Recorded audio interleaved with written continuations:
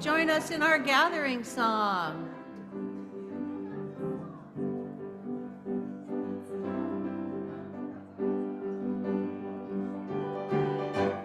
You are welcome here, wherever you're going to, wherever you're coming from. You are welcome here. You are welcome here, wherever you're going to, wherever you're coming from. You are welcome here, 'cause it's a house of love, a house of hope and dreams. It's a house of love, and you are welcome here, 'cause it's a house of love, a house of hope and dreams. It's a house of love, and you are welcome here. And now in Espanol. Bienvenido aquí, doquiera que vayas tú, doquiera que vengas hoy.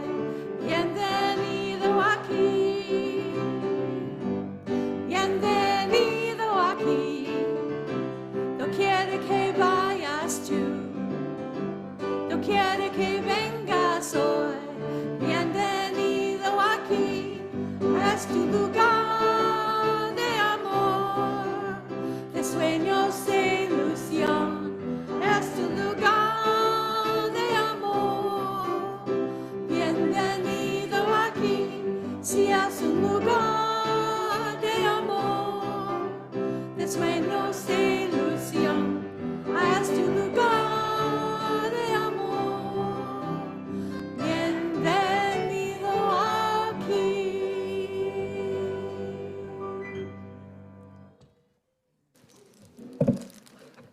Good morning. Welcome to Chalice Unitarian Universalist Congregation.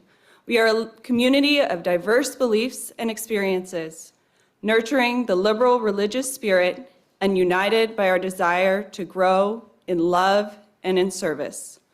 Whoever you are, whomever you love, whatever your life's journey, you are welcome here.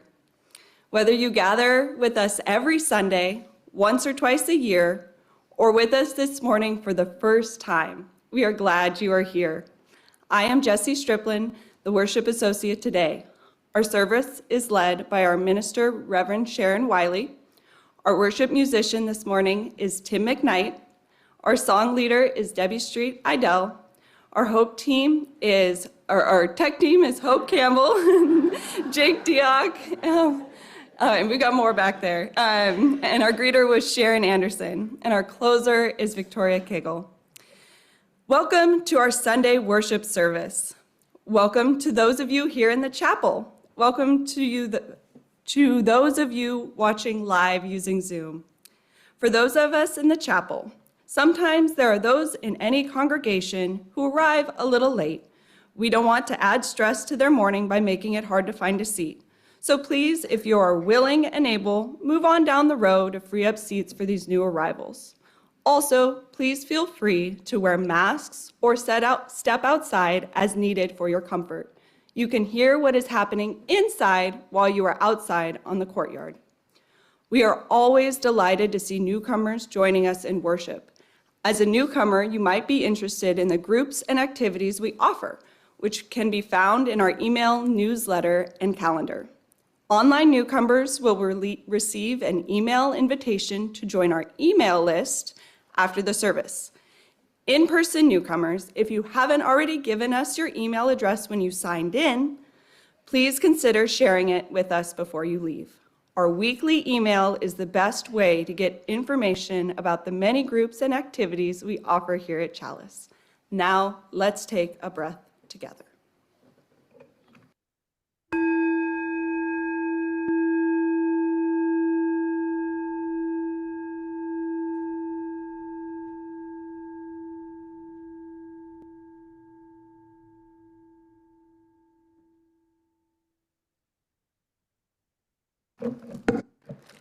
As we settle our souls into worship, we acknowledge that our gathering today is taking place on the stolen tribal ancestral homeland of the Kumeyaay Nation and the Payakuicham, people who have been stewards of this land for millennia, people who have built and continue to build communities on this land.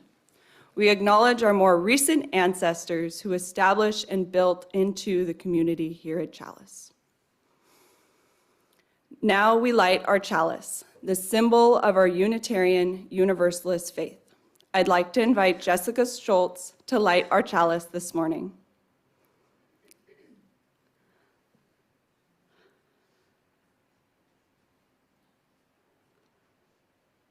Our chalice lighting words come from Elizabeth M. McMaster. We light our flaming chalice to illuminate the world we seek. In search for truth, may we be just. In the search for justice, may we be loving. And in loving, may we find peace.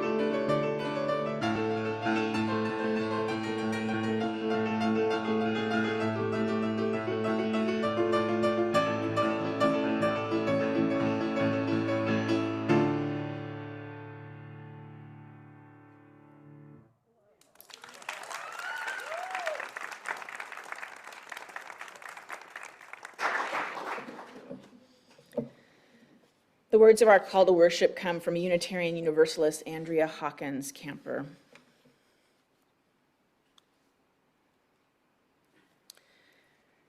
Blessed are we who gather with open hearts together in this space today. Blessed are we, the chalice lighters of resistance, justice, love, and faith. Blessed are we, the heretics, the outcasts, the walkers of our own way. Blessed are we, the border crossers, the refugees, the immigrants, the poor, the wanderers who are not lost.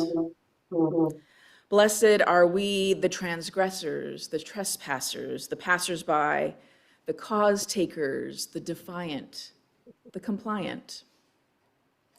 Blessed are we, the hand extenders, the sign makers, the protesters, the protectors. Blessed are we, the trans women, the trans men, the non-binary, the cisgender, the multigender, the no gender. Blessed are we, the friend, the stranger, the lonely, the hidden, the visible, the authentic. Blessed are we who rise in solidarity. Blessed are we who cannot. Blessed are we who do not. Blessed are we, for this is our beloved community, and this is who we are. Let us worship together.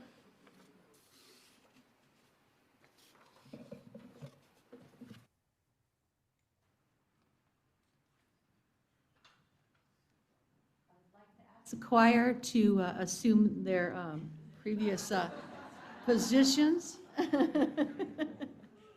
Take up your positions.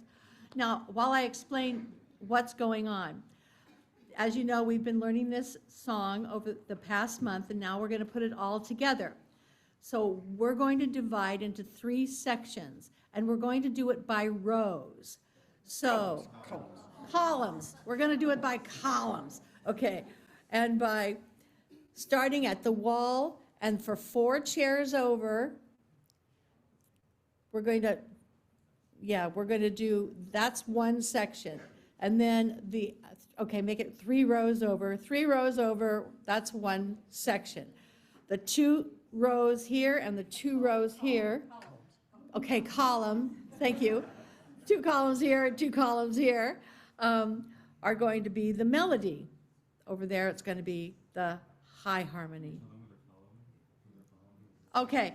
Oh, when you're doing high harmony, those of you next to the wall over here, you're going to be following Sarah. If you're on the melody, these 2 and these 2 rows, you're going to be following me. And then these 4 columns, I can be taught. These 4 columns are going to be following David and the people up here. Okay, so how we're going to do this today is we're going to sing through the melody first. You're all, please join in. And then David is going to teach you the low harmony. And then Sarah is going to remind you of the high harmony from last week. And then we're going to put it all together. And it's going to sound awesome. Okay. Any questions?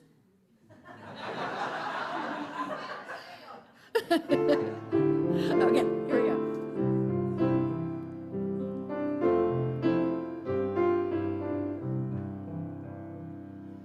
Circle round the freedom, circle round for peace, for all of us in prison, circle for release.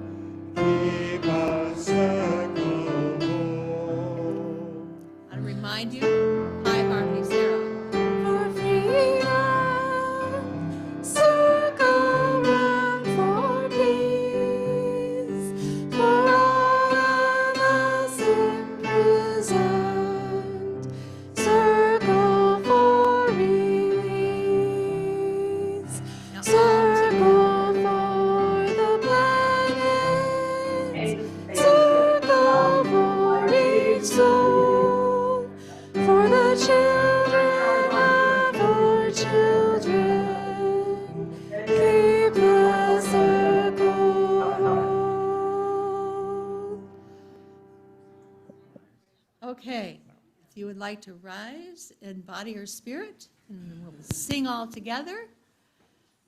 And then we're going to do. So what we're going to do is we're going to start with all melody, and then we're going to add in, and we'll sing it all the way through on melody.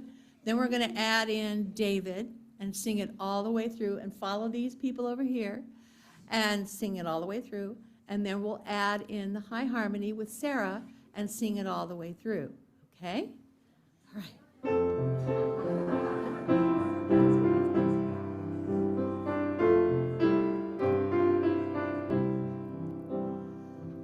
Circle for freedom, circle round for peace, for all of us imprisoned, circle for release, circle for the planet, circle for each soul, for the children of our children. Keep the circle whole. Circle round the planet. Circle round for peace. For all of us imprisoned. Circle for release. Circle for the planet. Circle for each soul. For the children of our children. Keep the circle whole. Circle round the freedom. Circle round for peace. For all of us imprisoned. Circle for release. Circle for the planet. Circle for each soul. For the children of our children. Keep the circle whole.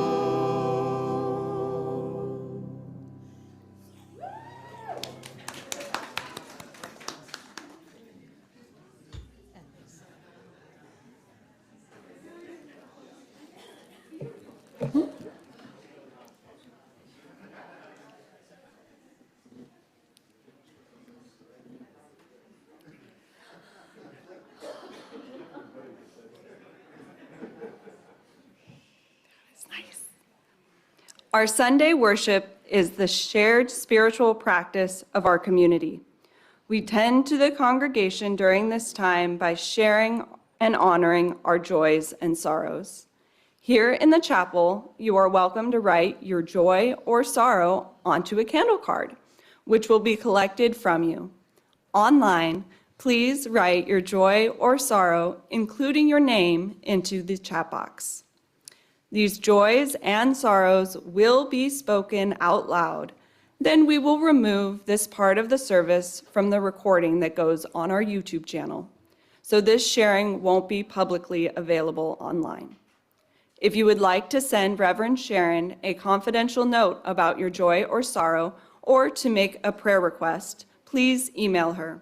Her email address will be on screen in a moment. Please enjoy some music while you write down what you would like to share, so that in sharing, your burden is lessened and your joy multiplied.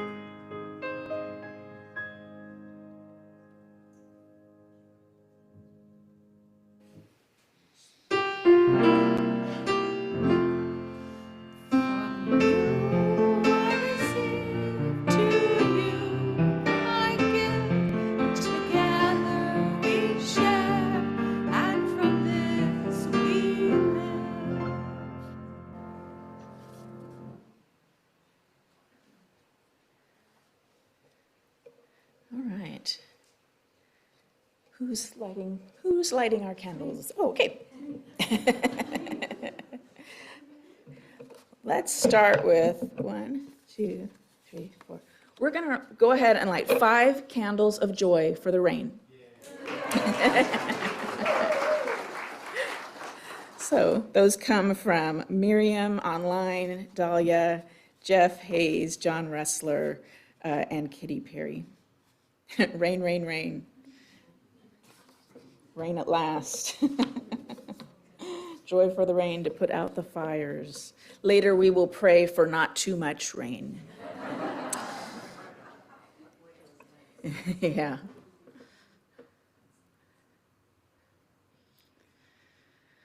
We'll light a final pillar candle for all the joys and sorrows in our community that may go unshared and unspoken this morning. These two are held in the love and support of our community. Now I'd like to invite the children and anyone else who would like to come forward for the story.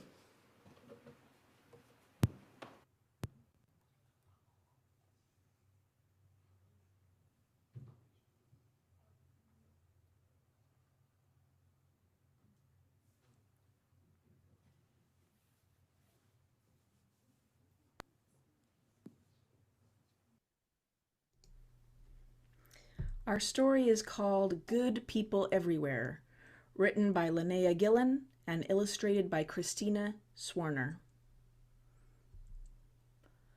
Today, in neighborhoods all over the world, millions and millions of people are doing very good things. Today, carpenters are building fences and houses and repairing homes that have been damaged by storms.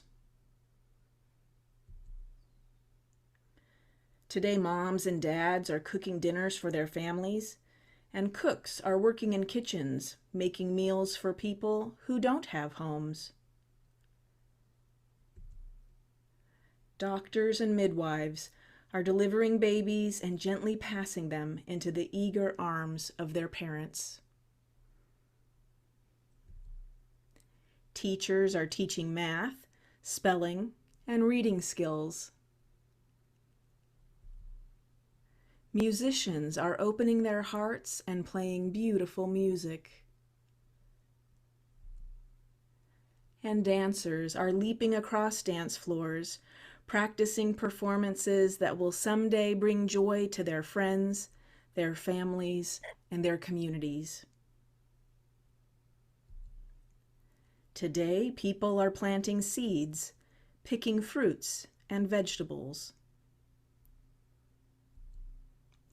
and driving them to grocery stores all around the world so you can have a ripe, juicy orange in your lunch.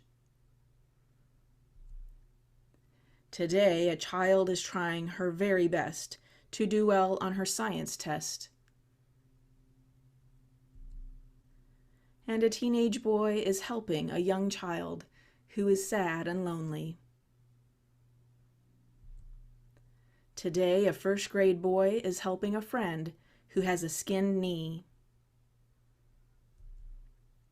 And a big sister is holding her baby brother while her mother runs across the street to help a neighbor. Today, millions and millions of people will do very good things. And so will you. I wonder what you will do.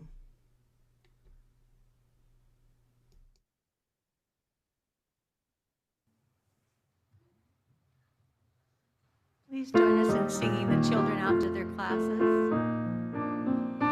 Walk on your path with a song so sweet that everywhere you go there is love all around. Walk on your path with a song so sweet that everywhere you go there is love all around.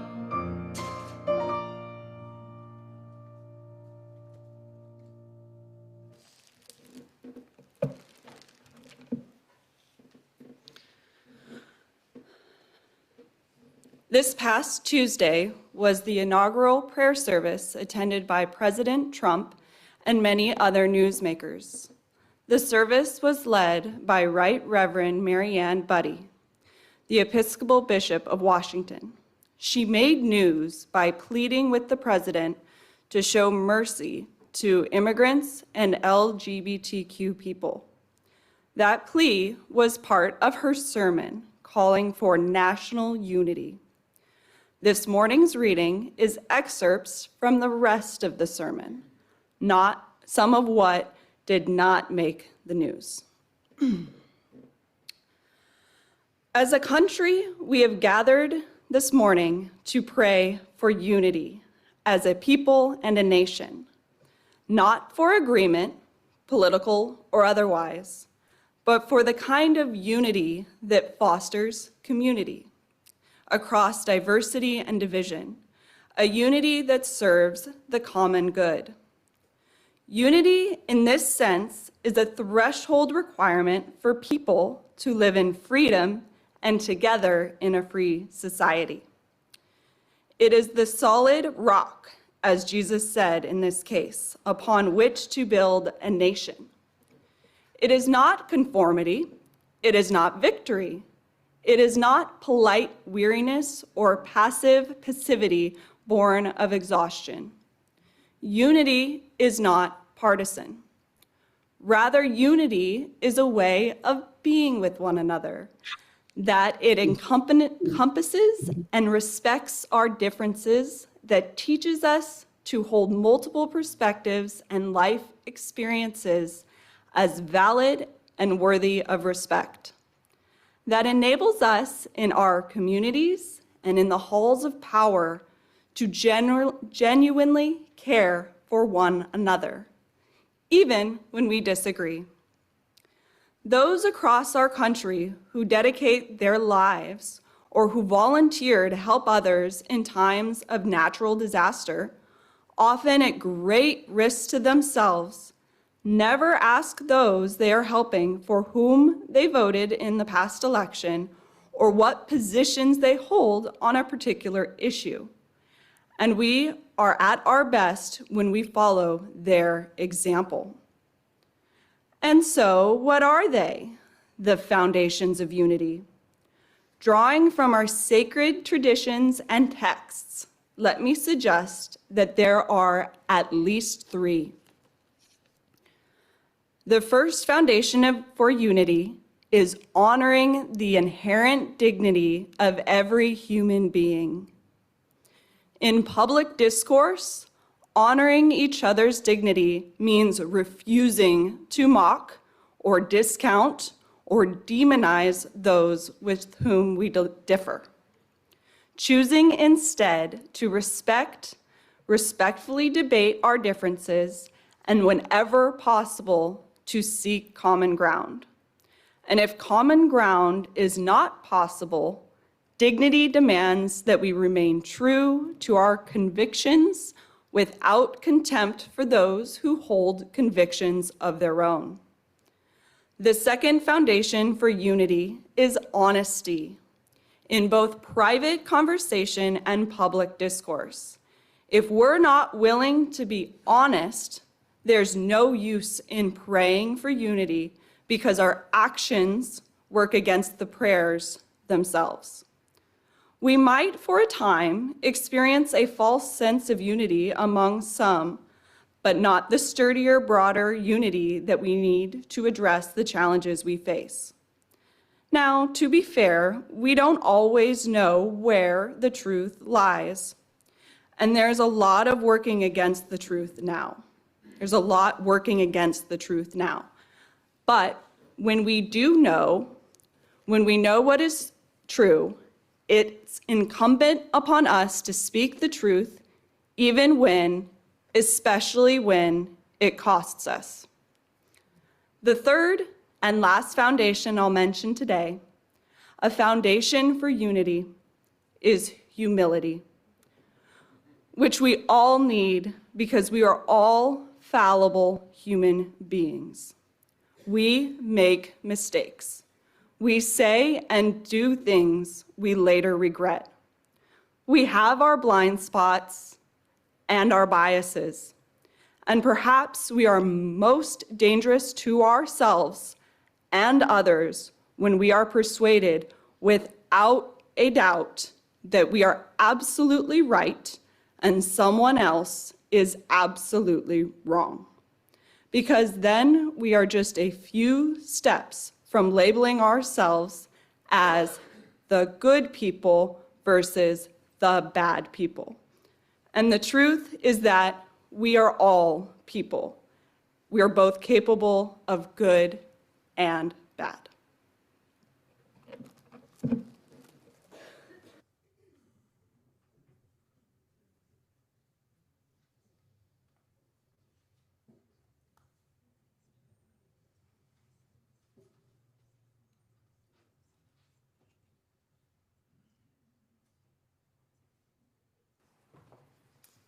So am I the only one who had a tough week?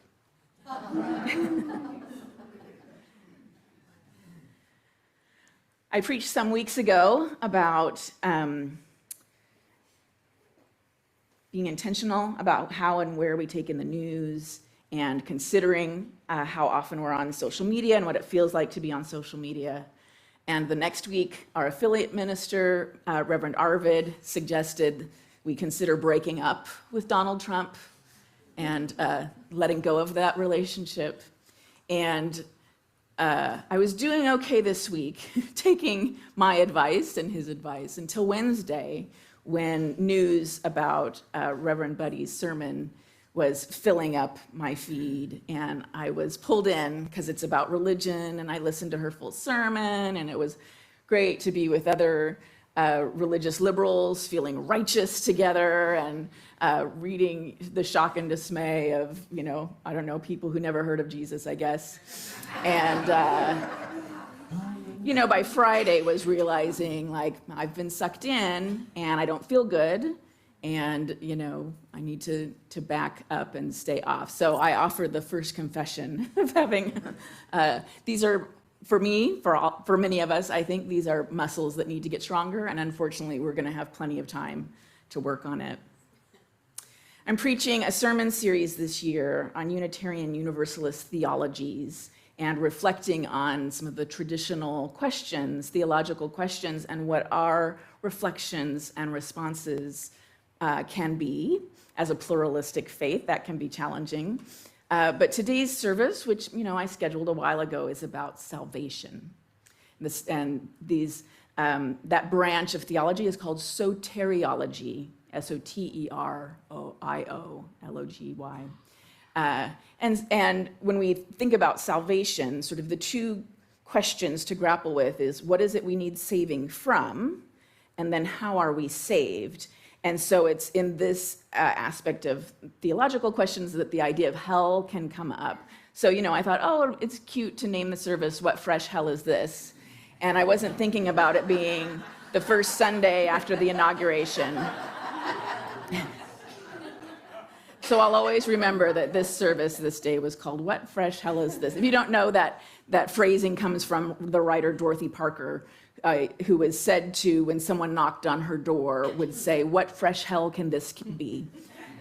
So that's a phrase that's lived on past her.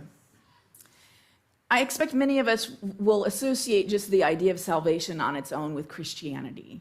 And that's a theology that many of us are familiar with in our culture, where Christianity is the dominant religion. And many people come to Unitarian Universalism as a rejection of some of the ideas of that faith. That theology of sacrificial atonement, right? That Jesus had to die. I can remember even as a little kid, and we didn't go to church. I feel like I don't even know where I learned about Christianity. We went to church once a year on Easter to my grandmother's church. And I had a book of Bible stories, but there's so much, so I would never had Sunday school class or anything, but Christianity is so pervasive and I also think I asked questions, that, these ideas are just out there and we end up knowing them, whether we learned in that faith or not. So, as a kid, I can remember wondering both, so if you lived a terrible life causing lots of harm, but at the end you said, I believe the right thing, that would save you from the repercussions of all the harm you had caused. That didn't make sense to me. And the reverse idea that like maybe you just did one bad thing, but you lived the rest of your life as a good person trying to make up for it, that you would nevertheless, burn in hell for all eternity. That didn't seem quite right. So, the follow-up question then, like, is God completely unreasonable? Or, and is the universe completely unfair? Or is this not a very believable theology? And so at an early age, I realized I wasn't Christian. Took me a while, took me much longer to figure out what I was, but was on that path early. But salvation ideas, questions are, part of all of the world's religions. So in Buddhism, for example, the system of Buddhism is a system of karma and reincarnation into other lifetimes in other realms. And so one of the worst realms you can be reincarnated to, you're what's called a hungry ghost. It's a state of perpetual yearning. There is no release from that suffering. And then, of course, the work of this lifetime is to try to achieve enlightenment and to detach, to let go of the attachment that brings on suffering. And the road to salvation, I can't remember all of these things, is to follow the eightfold path. So we may not always hear that same language of saving, but that's the idea. And so since I'm talking about Buddhism, let me name the eightfold path: right views, right thought, right speech, right action, right livelihood, right effort, right mindfulness, right concentration.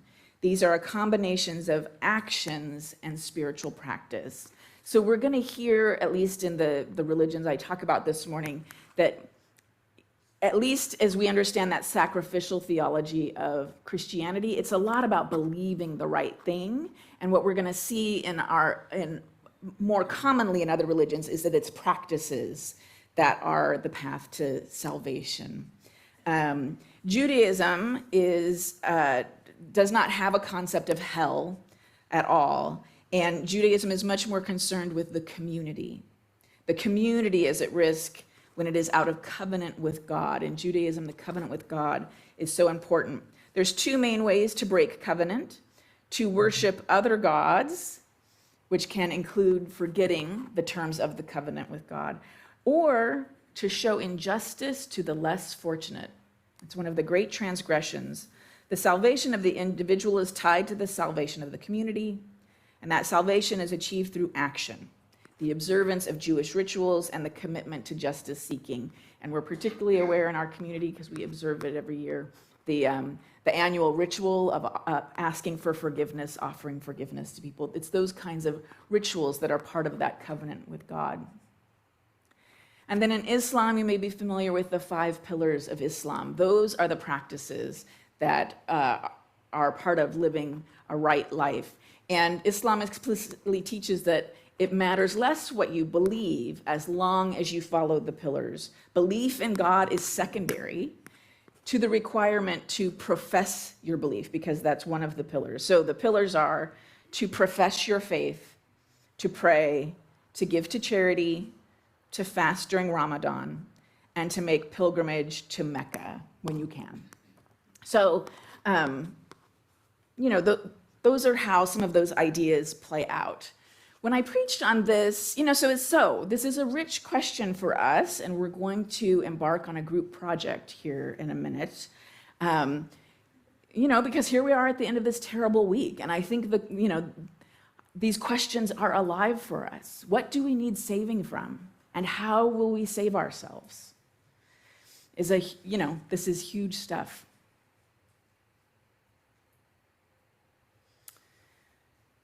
So when I preached on this topic 7 years ago, there's a lot of different ways we can answer this question. And what interested me back then, that has borne out over time, is the idea that for many of us, and again, in our community, we're going to have lots of different specific beliefs. When we talk about our UU theologies, we're looking for common ground, or what can be said of many of us.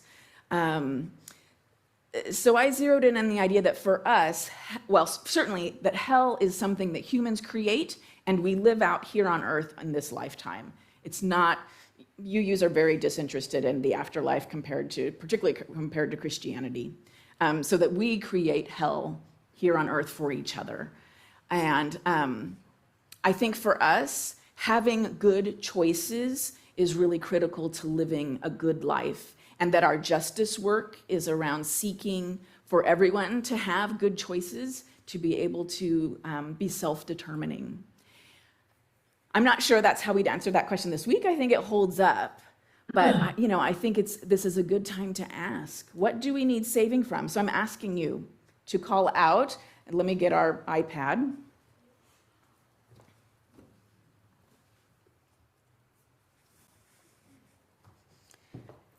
If folks online want to participate. So I know it's a hard question and you might feel nervous about being embarrassed. It's okay. This is how theology works, is like trying out an idea, and I'm here to help us. I'll say the first thing. Do we need saving from Trump? Yes. Everyone thinks yes. Okay. Do we think that Trump is evil? Is he supernatural? Does he have supernatural power? No. Look how much in agreement we are.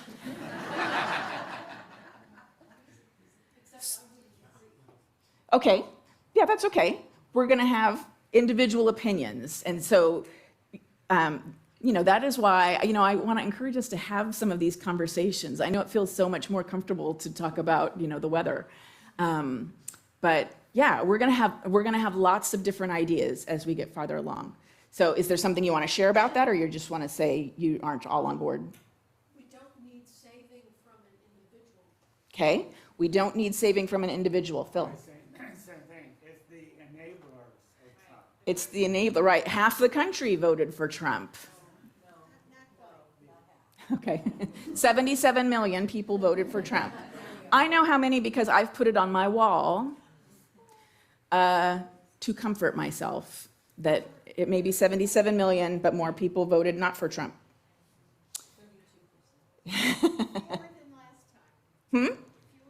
Fewer than last time, I'm told. Okay. Lots of energy around Trump, but it's been lifted up that it's not just Trump. There's something about him, I would say, that seems to have activated, emboldened people, but there's clearly something that was there to be activated and emboldened. Fear? Okay. Sorry. The oligarchy. Personal selfishness. Racism. Despair. Negativity. So we're talking about human frailty. I can't tell you how thrilled I was that Reverend Buddy specifically said humans are capable of great good and great harm, because that's what I said in my sermon after the election. That's common ground we have in the mainline Christianity and the progressive religions, is that understanding we're capable of great good and great harm. And yeah, something about Trump has activated I want to suggest in most of us, some of our worst feelings. And so we feel like we see that in other people, and I feel like it's important to keep saying, but like it's activated in us too. When she preached about not demeaning and mocking each other, people on the left do that. That is part of what for me has become so much harder about being online, is it invites into my life the things I'm trying not to do and say and think. Okay, so back to that question, because we've gotten farther along. There's something about the harm that people can do to each other. Is that what we need saving from? Maybe. Greed. Hopelessness. It's the normalizing of the cruelty. The normalizing of cruelty. In the book that's associated, I have it listed on all of the worship descriptions that I'm referring to as part of this series. It's called House for Hope by the Reverend Dr. Rebecca Parker and Reverend John Buehrens, who are our UU theologians. And so it's a Unitarian Universalist book. It's for religious liberals, but it's written by Unitarian Universalists. And in looking over it last night, Rebecca says that evil, which she would define as humans causing harm to each other, that evil is a perennial in the garden. It is always there. It's not to be dismissed or given too much power, that we just have to know that it's always there. That was much more startling to me yesterday than it was, 10 years ago. Evil is a perennial in the garden. I have another saving from impatience. Impatience in terms of like building a better world. Well, yeah, right. In other words, taking a long view. Yeah, a bigger view of what's happening. We really expected to fix racism pretty quickly. We were dismayed to discover we hadn't fixed it, right? when Barack Obama was elected, we thought we did it.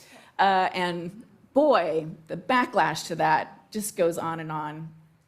Lack of empathy. Lack of empathy, right. Hubris. So all of the things that come up in ourselves and in each other so one suggestion I would say that divides us. I mean, Reverend Buddy really calls us to think about a unity that isn't based on agreement, but is the basis of community, of living together. So what will, Bullshit. Yeah, if honesty is one of the foundations of unity, that's really in crisis.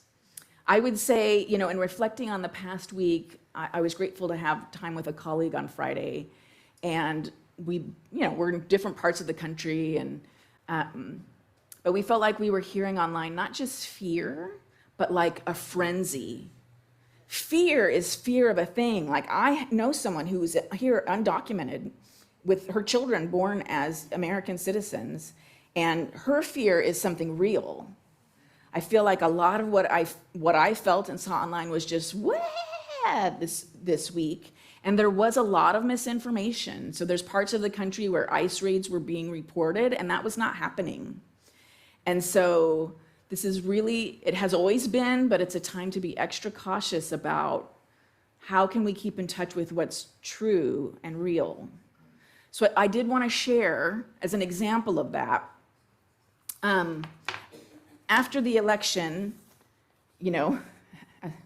as we were all upset, but I sat thinking about, so what are local organizations I want to be in touch with who are really the people working on the front line of immigrants and trans folks. Those are the two groups we've seen targeted in the past week, and who are feeling most threatened right now. So I signed up for the email list of Alliance San Diego, which is one of San Diego's organizations that works directly with immigrants. So they sent out a fact sheet, an analysis sheet after that first wave of executive orders. And so this is very different from the vibe online. So I just want to read you some of what they wrote. So I have here like 13, I think there were a couple more, 14 or 15 executive orders. So they had a brief summary and their analysis. I'm just going to read through some of the analysis. I'm not going to identify each executive order, but so you can hear how it sounds. Trump tried this in the first administration and was sued, and the courts stopped him. While this could lead to a widespread shutdown of the border, that is unlikely for economic reasons. We are waiting to see what the plan looks like. It's unclear how the military will respond given their competing priorities and no new resources. ACLU has already sued to challenge this order. This requirement has always existed, but it is rarely enforced due to capacity constraints. Expedited removal has existed as part of federal immigration law for years. Without additional resources, detention capacity is limited to current levels, making the implementation of this action impractical. So people who actually can read these executive orders and understand it have a much calmer wait and see analysis than we get online. So unfortunately, we need to find reliable news sources, and we have to remember that many of our news sources are invested in keeping us stirred up. They want clicks. And so much of what gets reported is opinion when you read it closely. If you just eliminate from everything you read, like opinion or articles or people saying this is what might happen, you will have such a smaller reading list. I highly encourage it. So I wanted to name that, not just, so she names honesty, and so there's sort of the layer of that that's alive for me is reality. When we're online, we can so easily lose sight of what's actually happening and who's actually at risk. I mean, and thinking about my friend, I feel so puzzled. My friend who's undocumented, I feel like, I don't know how they're gonna like round her up because she's undocumented. They don't know she's here. She's not on a list somewhere, and she doesn't work somewhere that's going to be raided. So I just realized, like, I'm scared for her, and I'm not real, you know, my fear isn't any different than it has been for, you know, years. I feel like you're going to wonder about her. So I do just want to lift up because I feel like this is part of the unfairness of our system. She has been in the past caught here and deported. And so now she's a felon because she's been removed. And if they find her back here again, so she's not eligible in any way, shape, or form to have a path to citizenship here. She has consulted with lawyers, good lawyers. So anyway, anyway, that's another sermon. And part of why we care about immigrants and the feeling that that our immigration system isn't working the way it should, or that maybe we even think that it does. Okay. So how will we save ourselves?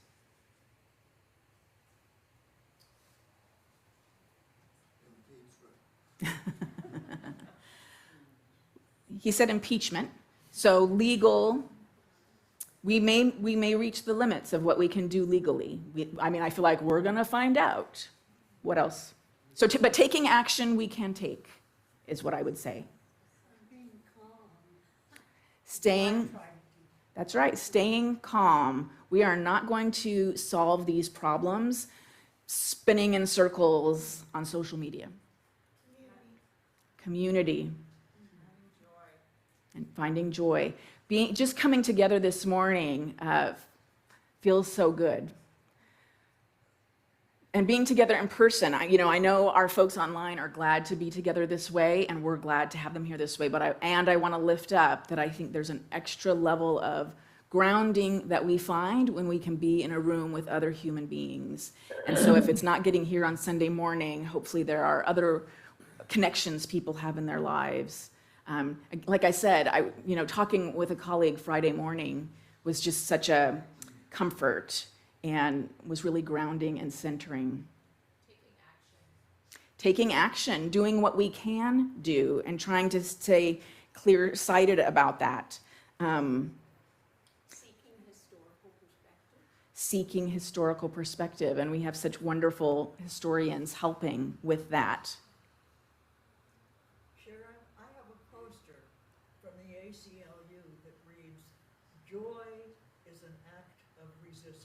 Mm-hmm. She's talking about a message from the ACLU. She has the joy is an act of resistance.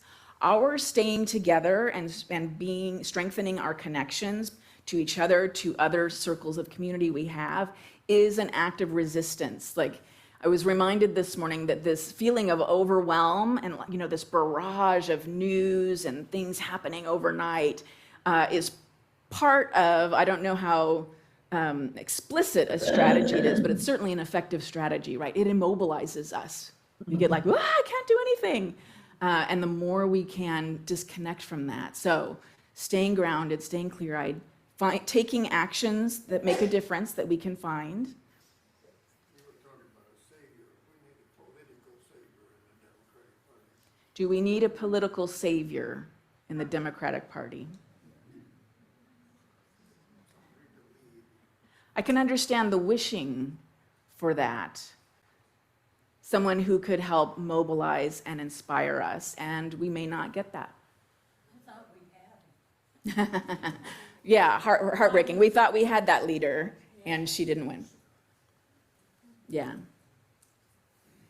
Yeah, but I think you lift up we have a system, right? We have a political system that, is supposed to work a certain way. And those of us who, we have ways to engage with that system. We have local politicians to reach out to and be in conversation with. Were you saying something, Peter? I was going to say, there's lots of people that are at higher risk than we are sitting in this room. Mm-hmm. And I think we're called to support them. Yes. So Peter's naming that, and we know this, that most of us in our community are not at high risk, and we're people of a certain amount of privilege. And so we're going to be looking for ways to support higher risk communities. Absolutely. Yeah. My house may be really full if it gets bad. We're prepared to open our houses if we need to. Yeah. I think that a lot of people have played with the idea of leaving. Mm-hmm. I think that it's important for us to stay and be together. And because if those of us who have a different opinion leave the country or leave the state or leave the city, then there's less of us Mm-hmm. to stand together. Yeah. Rip is naming the seduction, I feel it too, of thinking about leaving the country to go live somewhere else. And who would we be abandoning if we did that? Again, that's another reason for me to have the numbers on our wall. Like, we are not a minority group. And people are people everywhere. There is no safe place. Oh, yeah. Lara is naming that there is no safe place, that human beings are everywhere. What a blessing, what a mixed blessing.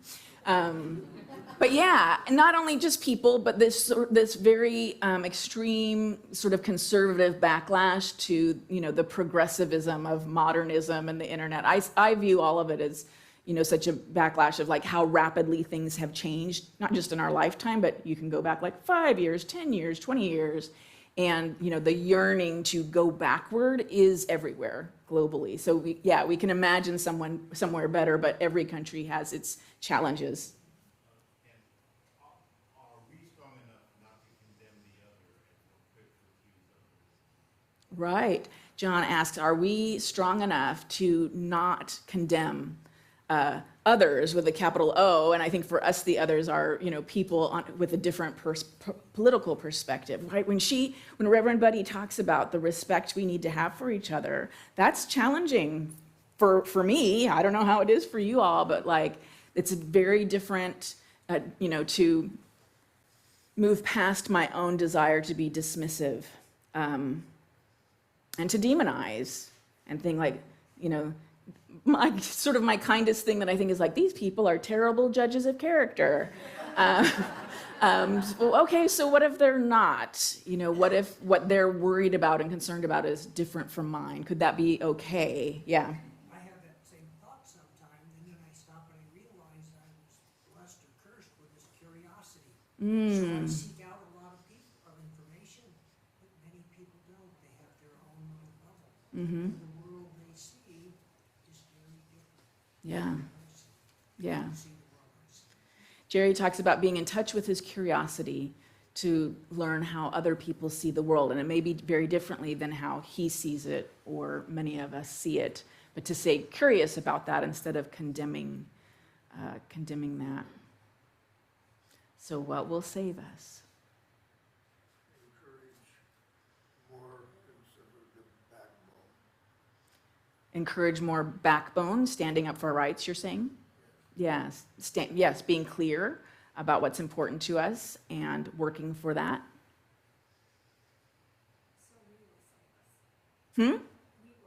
We will save us. And what's the path? The youth. I've been alive long enough to know that fantasies that the younger generation won't have this problem are fantasies. I can't believe that people my age are as sexist as they are because, I know how we were raised. And so, human problems repeat from generation to generation. I'm so sorry to tell you. Plus some younger people we're finding are like much more, conservative and the sort of, particularly in terms of thinking about gender roles, and we're a surprise conservative element in the past election. So, Yeah, sadly, that's a bit of a dream. Yeah, I have a poster for the ACLU that I got this week, and it starts out to Mr. Trump, and it says, "We're not moving to Canada." Yeah, we're not moving to Canada. Right, we're not going to go anywhere. We're staying here to demand a better world.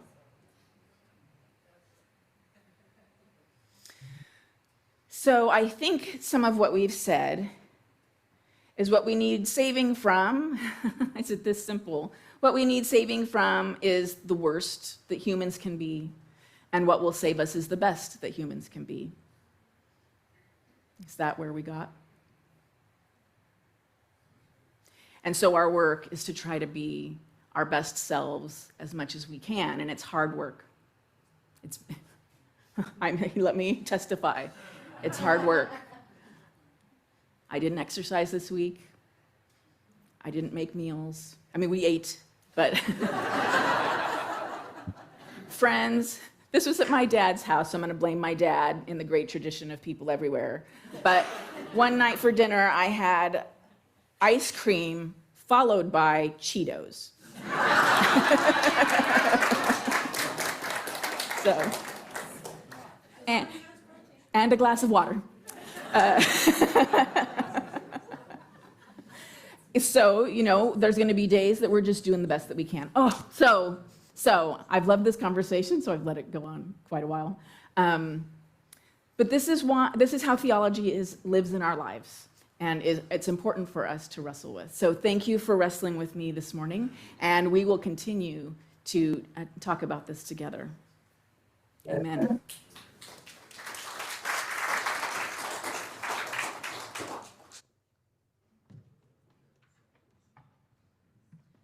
Please rise in body or spirit and join us in singing hymn number 1012, found in the Teal hymnal.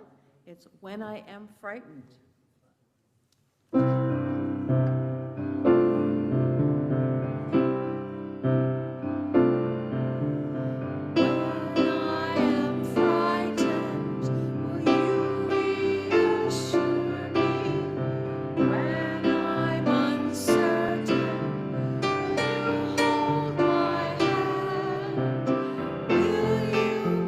Strong for me, sing with me, cry.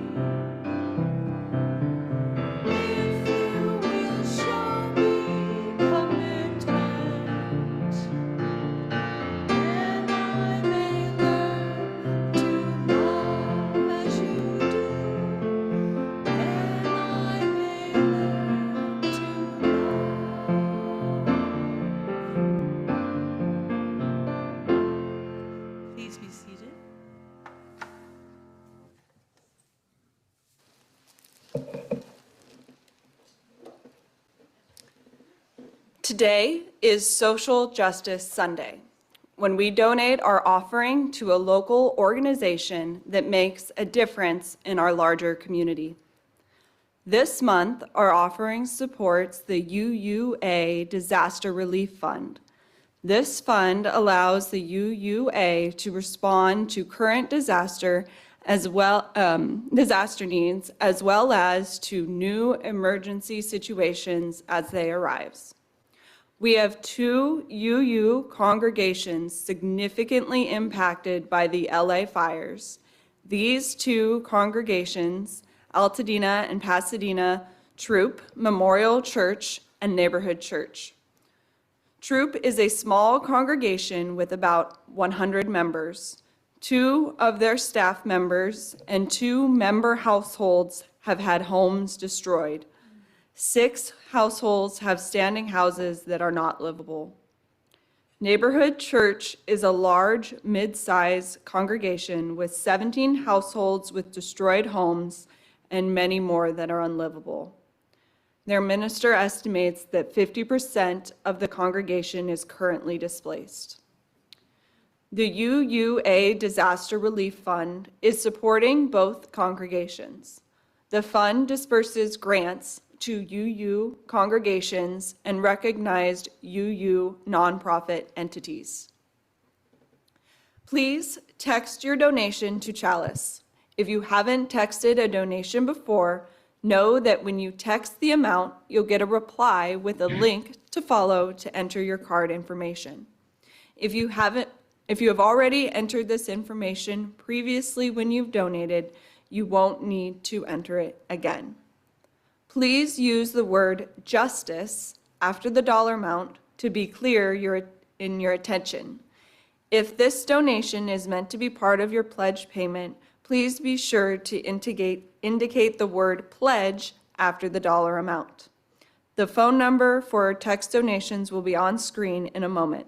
If you prefer to make an in-person donation of cash or check, there are envelopes and a donation box to the left of the chapel double doors. You can leave those donations after the service. Please give generously.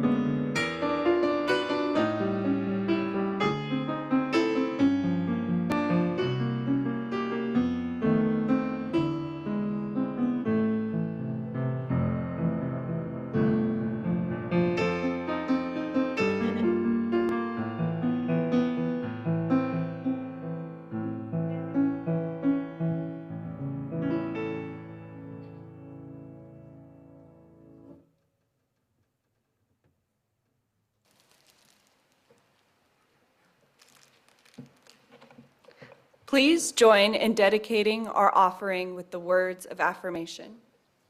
At Chalice UU congregation, our mission is to act to promote UU principles in ourselves and the wider world.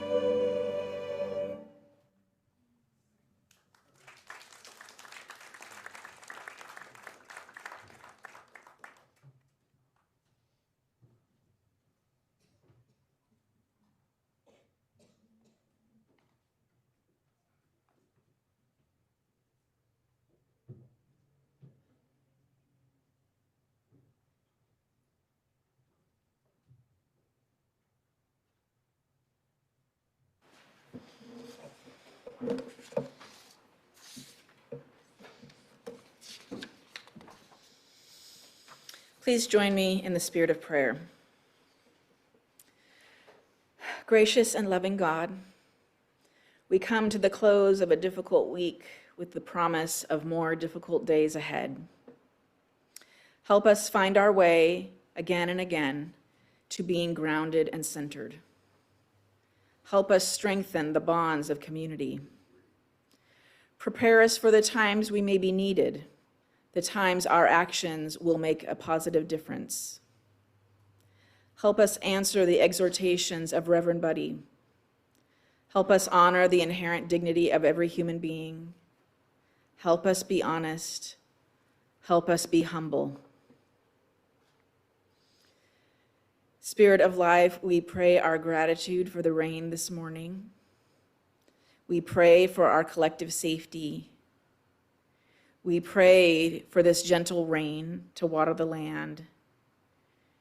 And we pray that the rains don't turn heavy and bring mudslides, that communities that have already suffered so much loss might be kept from losing even more. Thank you, God, for all that is beautiful and nourishing in our lives. Amen, and blessed be.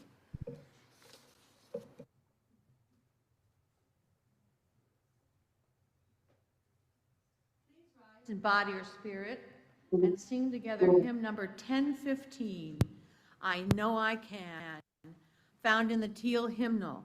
Now there's a little tiny call and response on the words know and can, and you'll be able to follow along with the choir when they jump in. So please join me in singing passionately and with verve.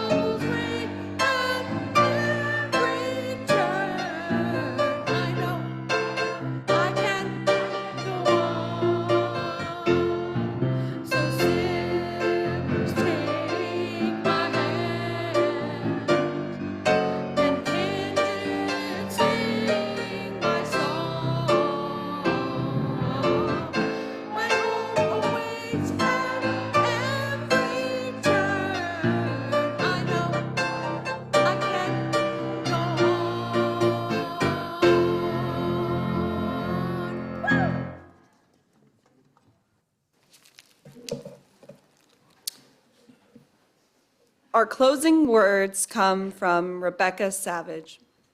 As we extinguish the flame of our chalice, may its lingering spark be carried in your heart until we are together again.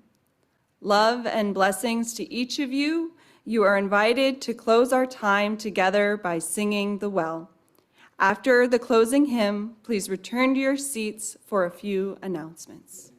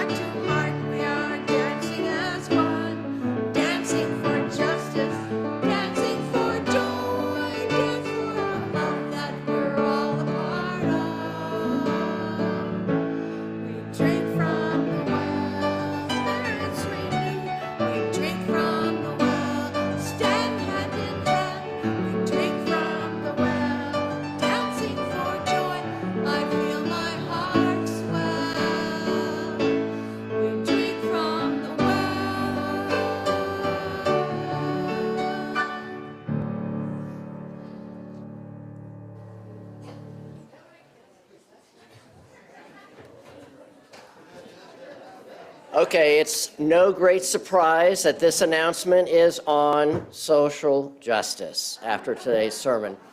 So, as a community, we can be far more effective than as individuals.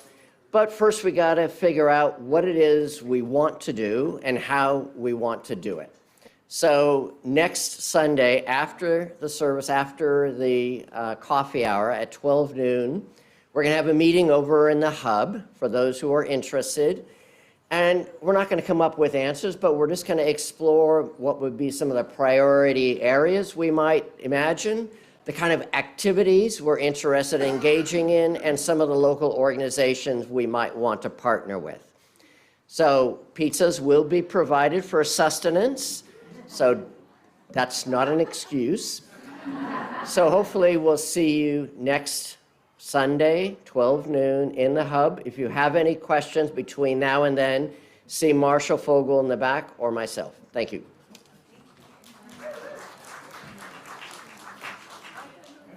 We got another one. We got two more. We got two more. Two more.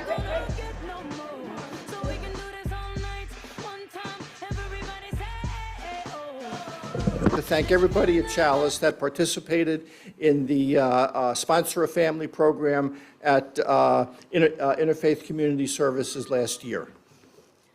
We received thank you notes from each of our families, and I just want to share that it was Gordon who said it was far more than he ever expected. Anthony offered us a heartfelt thanks, and Bill said, it's really nice to know that people care. The thank you notes are posted. They're on the community bulletin board, which is probably inside right now, but they'll be up for a few more weeks when it's outside. Okay, you can see them on the bulletin board outside. Thank you. Thank you. One more.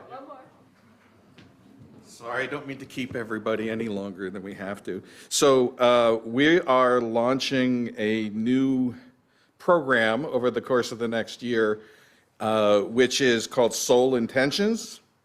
And it's, so mark your calendars, it's Saturday, the second Saturday from 3 to 4 p.m. And it's a gathering designed to create a safe space for introspection, connection, and growth. So what to expect?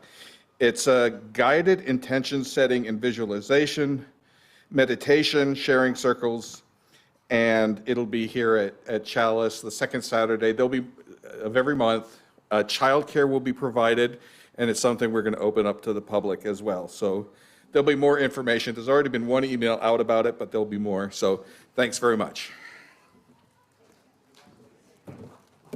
Our social hour will begin in a few minutes online at the same Zoom link or in person on our courtyard. Those of you here in person might want to bring your refreshments into the green room and have a visit with the online congregation.